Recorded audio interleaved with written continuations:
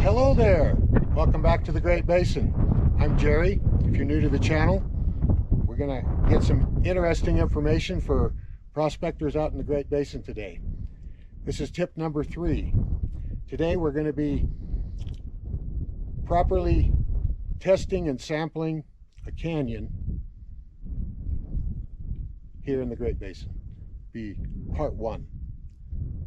So you're also going to find out, wait a minute. So if you're new to the channel, you'll have to get used to shaky videos and machinery noise and lots of wind noise. Bad audio, no editing. Yeah, pretty much raw video. Record and post.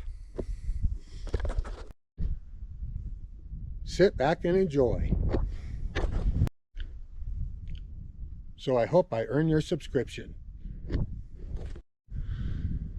Okay, so I'm not an expert or a geologist or have any kind of accreditation to certify how smart I am. And when these geologists and expert prospectors come out here and can't find any gold and poo-poo the claims and tell me these claims are no good and that I'm going to go bankrupt, well, then I have to show them where the gold is. So this is a typical situation. I had a lot of visitors this spring that came out here and were excited. Yeah, about 45 people so far. 9 camp trailers and outfits here at one time. Different locations.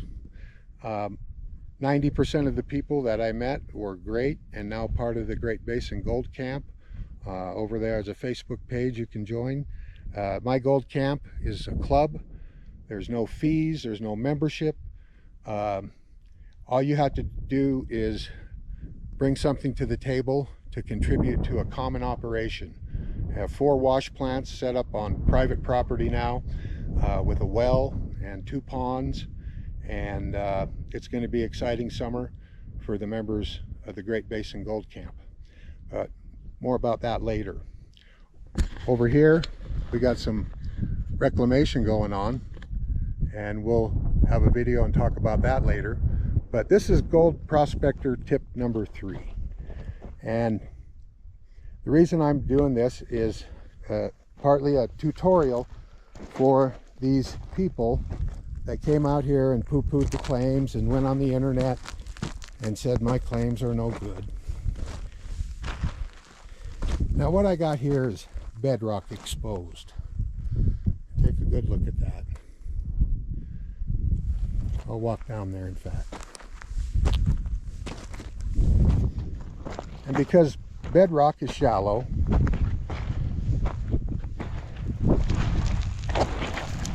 and you can reach it pretty easily, you want to sample all the way down to bedrock. And that is definitely bedrock. Now if you dug down, here's your original contour. If you dug down and sampled bedrock right here, you think it's going to be the same as you would get if you sampled down here.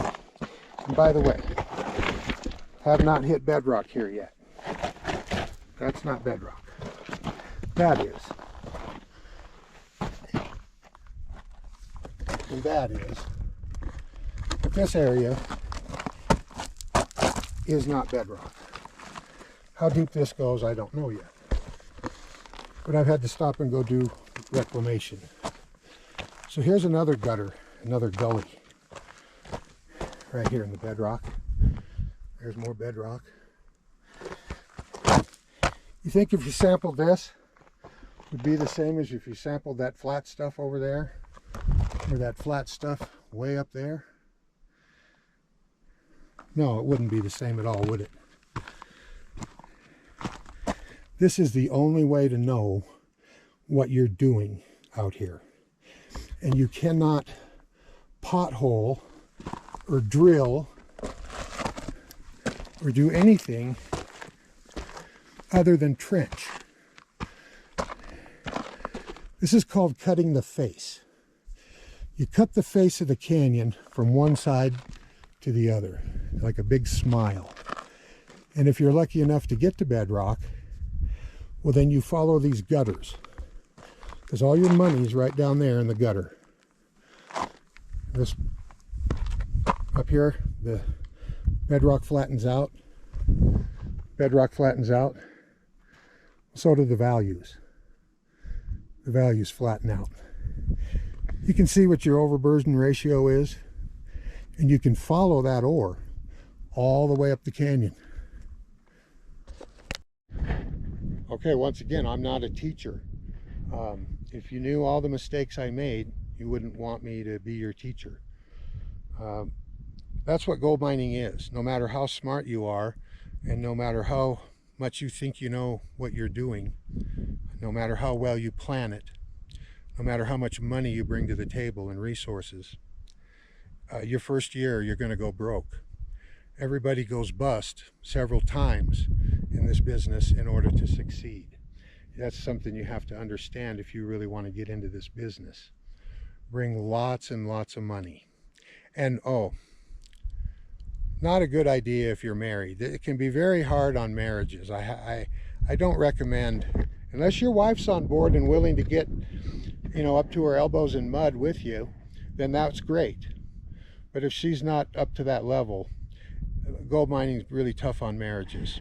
So I've heard. Hello, welcome back. I was just getting ready to build my ramp. I want to feed the machine with front end loader this year. So I'm going to stack up these ties and build a ramp, and I've got this all ready to taper down to the ground. Stockpile ready, lots of scalp material, pits open, and all at once I'm stopping everything.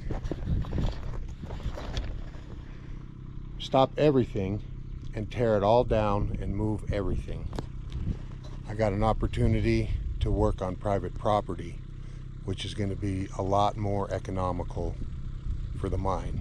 And mining's all about economics, so it's worth it to stop everything and move everything off the property. Then I don't have to bond all this. I don't have to pay for the removal of it. So that's going to get me a lot more ground to mine up here.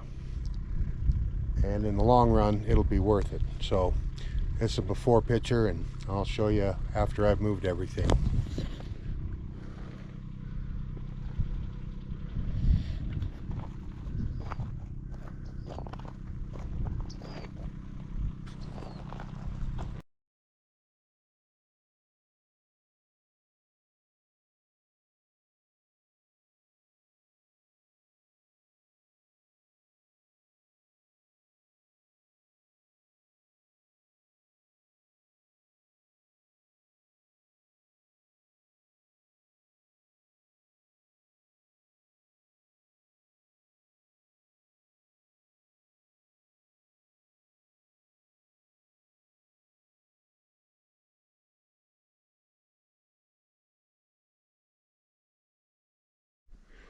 So now I have all my railroad ties out of the way, and man, are they hard to move by myself. So this is my #1 employee right here, my best friend out here on the mine. This little Kubota 0.8 excavator, or 008, 0.8 of a ton. And I'll tell you what, I didn't think much of these when I seen them in the Home Depot parking lot. They rent them. But that thing picks up 950 pounds. And when I put this big blade on it out here, that's just an old cutting edge. This thing is about the best groomer you've ever tried to sculpt dirt with. It makes great trails. I use it just to make it easy to walk around the mine site. So yeah, the K008, they're great. I never would have believed how handy it is. And then when I got to like clean out under there, say if I wasn't moving my plant and I just had to clean out, well, that's the perfect machine. I can put that in the back of my pickup truck. I got a set of ramps and it'll go right in the back. I have a dually. I put it in the back of the 1-ton, no problem. So what I'm trying to do now is cut back into the channel again. Down here, it was about 12 feet down to bedrock with a good 3 or 4 feet of pay gravel on top. See how low that is? This is the original contour right here where these trees are, right? And that box is sitting on bedrock. So that's quite deep. But back up here, now I'm only 50 yards away from where I just was, and bedrock is only like maybe 6 feet down there, and it's real flat. And it's flat back up underneath the machine because I started digging back there and the bedrock was really flat.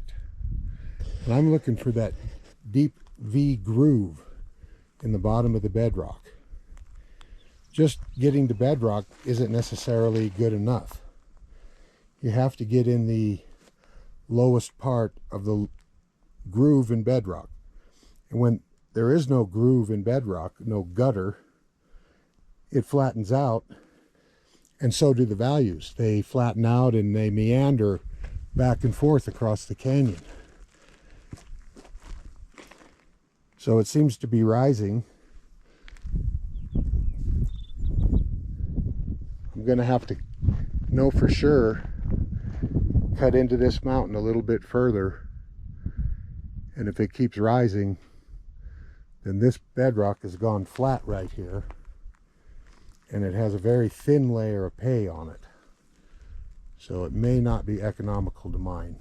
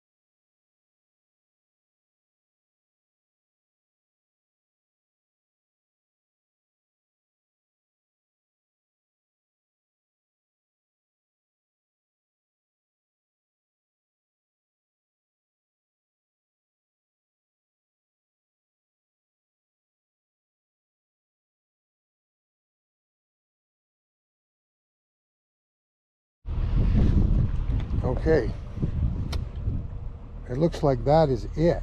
There's just a small little dip in it right there.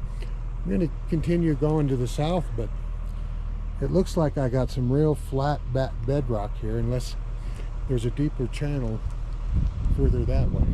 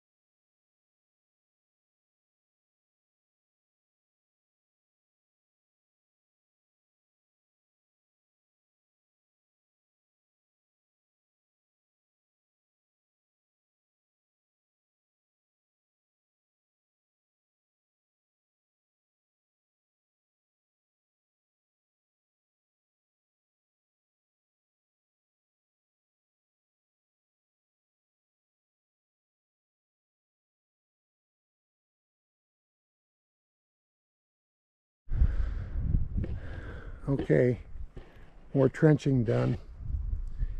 Hard to predict what bedrock does until you dig it up. Let's go take a look.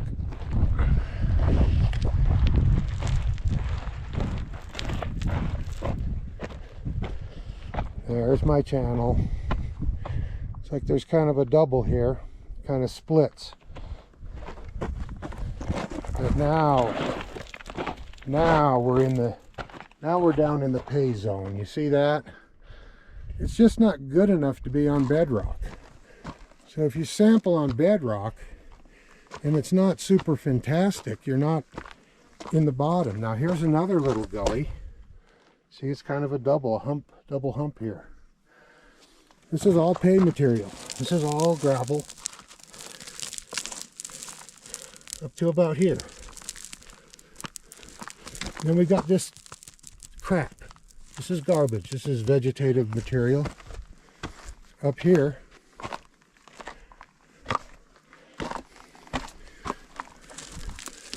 got a pretty good layer of gravel up to about here. But now look at the strip ratio. Look at, here is a thick layer of clay. Ancient clay. So that's the side of the channel. That's the side of the creek, the river. Right here, the pay is only 6 inches. It's really just pinched out. So not worth mining this far. I think there's kind of a little dip in it right here. You see that? Little dip. And then we have our first dip. And now here's the gully. Here's the gutter, the main gutter. And it goes back a little further. It's going to have a steeper side on it over here. And I am quite a ways from the apex of this slope of this mountain. And further down, this channel was very close to the apex. So it's moved out into the center of the canyon. But this is how you test and sample these high desert placers. This is doing your homework. Now when I come in here, I'm only going to mine from this area right here to the other side of that second hump, and then I'm going to take everything from here. Now it's even thin, it's even pretty thin right here, real thin right here. But okay, there's your pay zone. This pea gravel will, see the color change. To me this looks brown. I don't know if it shows up on camera, but the ore is red. Look at how deep the organics get in here. But yeah, this is crap. I can just tell this is brown. It's sandy crap. And this is red. This is pay. I've only got a foot. I got about a foot of material right in the deepest spot of this whole thing. So all of this has to be blown off, and don't mix any of that with this little zone right here. Now this is an area where the bedrock, these should be combined into one deeper gutter, and I got 2 shallow ones. So this is going to really take a lot of skill to mine this. I'm running out of battery. I'll be back. All right, I'm back up here now. I'm standing right over the top of the deep gutter, and you see how far I am from the apex of the slope. Now down here, I've dug this up already. And that deep gutter comes right up here. I followed it right to this point right here.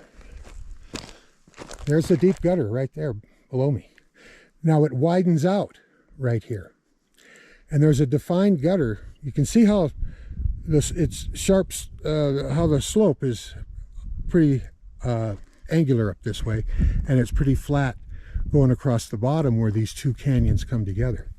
Now, I didn't have a gutter when I dug up Bedrock this way. When I dug the Bedrock up this fork of the canyon, there was no defined gutter. It was more like a set of staircases, but if you threw a stack of books down on the ground, you know, it's like a stack of books or a real irregular staircase, a waterfall, and no defined channel.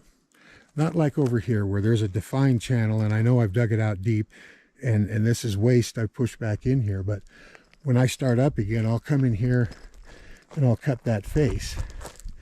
Now down here, the ore is about 4 feet thick. And it's 4 feet thick all the way across here. Up here, it looks like it's only about a foot. So the minute you can try to predict where that channel is the first time you're wrong. This guy, some of these guys, expert prospectors, came up here and wanted to do sampling. And because I took a look at this, and I look at the apex of the slope, and I dove down and tried to hit that channel right here. And I missed it. I missed it by a long way. And when they sampled the Bedrock, they give it the thumbs down. And they left. Before I had a chance to finish the cut, or I had a lot of things going on that were unscheduled at the time, and although they had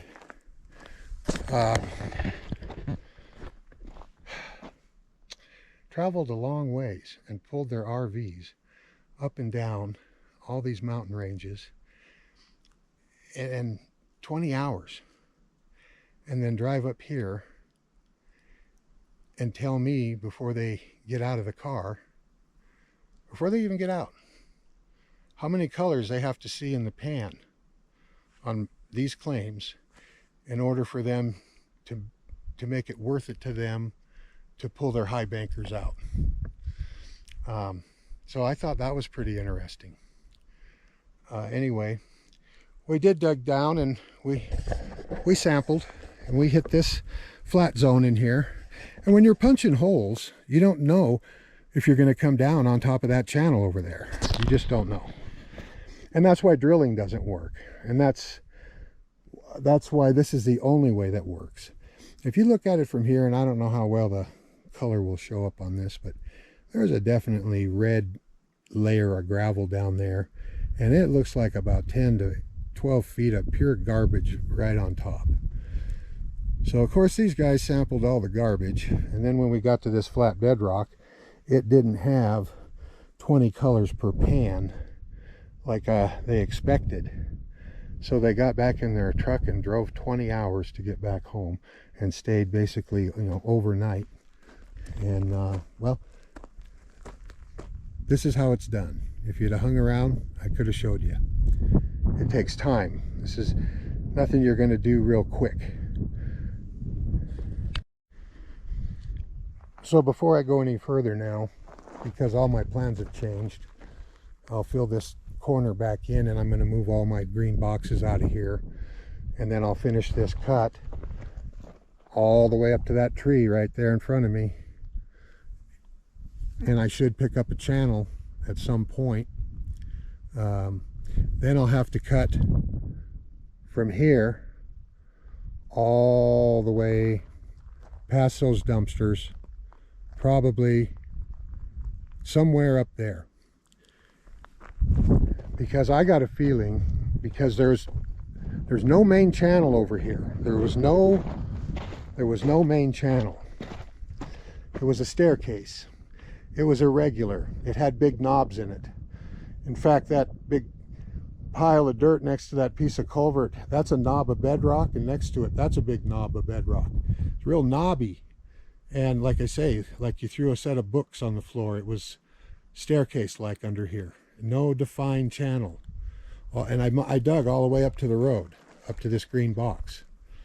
So in order to pick that channel up again, I'm going to have to cut this face up to there, and it's already been cut here for about 10 feet, and then it's not here, it's flat in here.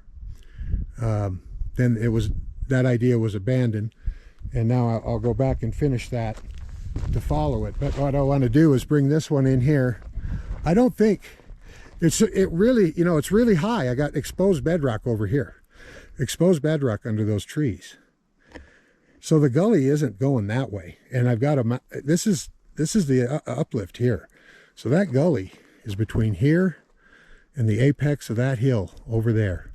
The gully that's coming down this canyon has never been found.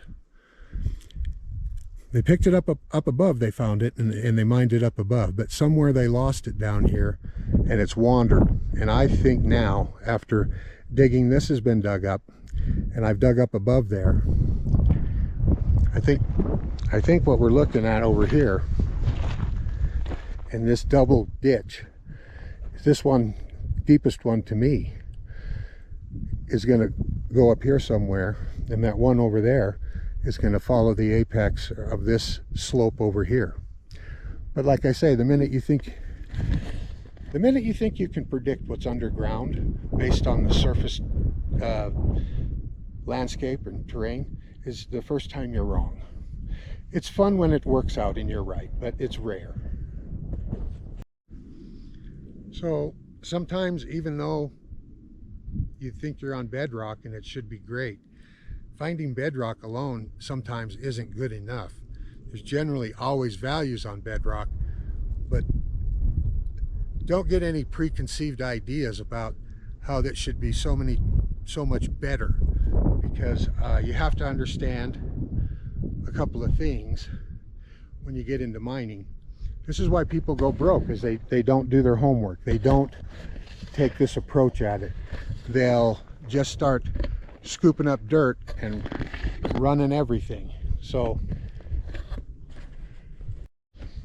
okay, so these are the tips for this tip number 3 video. First, don't give up when your preconceived ideas of results don't match your true results. Take the time you need to do it right. Do your homework, and so to speak.